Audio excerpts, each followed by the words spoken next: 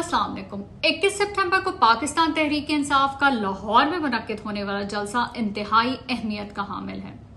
गुज़िश्ता जलसे की कामयाबी के बाद हुकूमत सख्त बौखलाहट का शिकार है और आने वाले जलसे को नाकाम बनाने के लिए ना सिर्फ अभी से कायदीन की गैर कानूनी गिरफ्तारियां शुरू कर दी हैं, बल्कि आइन के नाम पर तरामीम का एक ऐसा बदनाम ज़माना मसवदा लेके आ गए हैं कि खुद भी किसी को दिखाते हुए शर्माते फिर रहे हैं और आखिर में इससे खुद भी पीछे हट गए हैं। लेकिन हर तरफ खूब जग हसाई भी करवाई है इन्होंने अपनी।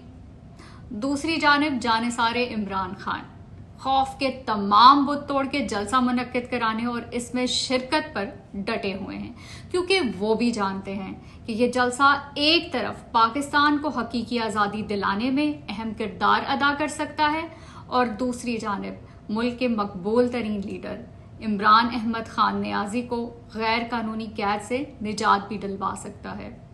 ये फुस्तायत बामुकाबला अवाम है और तारीख गवाह है कि जब भी फुस्तायत और अवाम आमने सामने खड़े होते हैं तो जीत हमेशा अवाम की होती है और फुस्तायत को शिकस्त फाश।